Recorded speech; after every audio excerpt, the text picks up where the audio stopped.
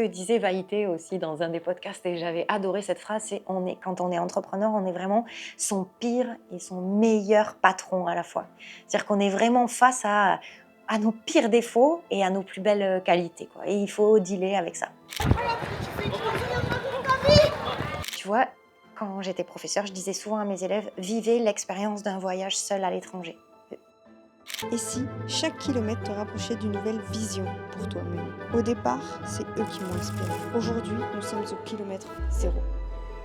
Pour moi, c'est une des expériences les plus formatrices. Quand on n'a pas goûté à l'entreprise ou au saut dans le vide un peu de voyager seul, c'est vraiment une expérience extraordinaire où on se fait face à soi aussi, pas dans le contexte entrepreneurial, mais quand même dans un contexte de découverte permanente, d'ajustement permanent, d'adaptation, etc.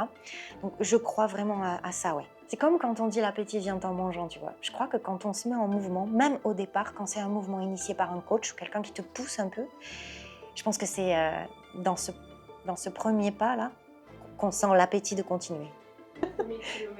Je rigole parce que moi, j'ai tendance, comme ça doit se ressentir là, tu vois, à être une personne assez intense, donc le premier kilomètre, mais moi, je pense qu'il faut que je me calme, en fait, que je m'autorégule direct, parce que il y a je suis enflammée, tu vois, je suis enthousiaste. Et je me dis, je vais courir à cette vitesse-là pendant tout le marathon, tu vois. Je me dis ça. Souvent, quand j'entreprends une nouvelle action ou une nouvelle initiative ou un nouveau projet, je suis toujours d'entrée extrêmement enthousiaste. Donc, je sais ça maintenant à l'âge que j'ai, tu vois. Je me suis quand même éprouvée sur pas mal de projets. Je sais qu'il faut que je respire. Je sais vraiment qu'il faut que je respire, que je sois dans l'instant présent, dans l'énergie présente et que j'accepte que cette énergie soit fluctuante. J'aime beaucoup l'idée du chemin. J'aime beaucoup l'idée de la maîtrise, de me dire que de mettre une action en place, ça va déclencher des apprentissages. Ça va faire s'opérer une expérience. J'aime beaucoup cette idée de l'accumulation de data dans mon cerveau, avec pour objectif la maîtrise, la réussite, une forme de victoire ou de triomphe personnel qui va conditionner de nouvelles connaissances chez moi, une nouvelle maîtrise. Ouais. Non, j'ai jamais eu peur. J'ai l'impression qu'il y a, en tout cas, j'aime croire qu'il y a un chemin comme ça que je trace pour moi, avec peut-être des choses qui sont écrites, prédestinées ou je sais pas, mais en tout cas, je veux croire qu'il y a quelque chose de meilleur toujours vers l'avant, vers l'avenir. Je crois que, après c'est une forme d'optimisme aussi dans la vie. Je crois que quoi qu'il arrive, on marche vers une forme de vérité chez soi. En tout cas, c'est ce que je cherche moi. À atteindre l'essence, tu vois, de ma propre vérité. Je crois que en tout cas, c'est indispensable et c'est même propre à la nature, quoi. C'est propre à l'univers, quoi. C'est le mouvement permanent, c'est le cycle, c'est la saison. Mais tu vois, dans ce que tu dis, par exemple, il y a aussi l'idée que oui, on se met en mouvement, mais ce mouvement, il sera jamais toujours identique. Il sera freiné parfois, il sera ralenti, il sera intensifié ou accéléré. Et je crois que l'idée, c'est aussi, et c'est très difficile, d'accepter les accélérations et les ralentissements de ce mouvement-là. Je fuis jamais la solitude. J'aime beaucoup ça. Même parfois un peu trop, je crois. Mais c'est très contradictoire parce que je suis aussi quelqu'un d'extrêmement sociable. Je me nourris beaucoup des relations des autres, de leurs histoires, de leurs ressentis. Mais j'ai vraiment besoin, parce que je donne beaucoup dans les relations, je suis très intense dans ma façon d'être avec les autres. Et j'ai besoin de recharger mes batteries et de trouver une vraie solitude, mais presque un ermitage. Hein. C'est une vraie retraite, quoi. Tu parlais de se faire face à soi-même dans l'entrepreneuriat. Ça, c'est une très belle et très grande question. C'est-à-dire qu'au-delà de la recherche d'un objectif financier, d'une qualité de vie, d'une liberté quelconque, il y a aussi dans l'entrepreneuriat la rencontre avec des conditionnements.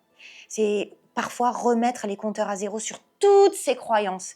Et ces croyances sur soi-même, sur la façon dont on fonctionne en fait. Parce que d'un coup, on se retrouve seul avec des tâches et on est face à des questions euh, dont il faut aller chercher les réponses en soi, quoi. Et ça, je trouve ça aussi passionnant qu'intriguant parfois. Aller chercher ses limites, en fait. Et comprendre quand le cœur bat trop vite. qu'il faut ralentir son mouvement, comprendre quand on est proche de l'épuisement ou capter quand on peut donner beaucoup plus que ce qu'on ne le fait, trouver son rythme. Ouais, je crois que c'est 2 disciplines. Sans parler forcément de sport, de la création d'une discipline aussi, d'organisation, de productivité. C'est difficile parce que cet enthousiasme, c'est comme une forme de jouissance, tu vois. C'est quelque chose de très beau, de très nourrissant aussi. Mais je crois que c'est la sagesse, l'expérience de... Enfin, la sagesse. L'expérience de la vie, en tout cas, qui fait que on se dit, OK, savoure, mais tranquille. Tu vas te cramer, en fait. Donc... Alors tu vois, c'est un peu contradictoire avec ce que je disais juste avant sur la solitude et le besoin de travailler seul aussi.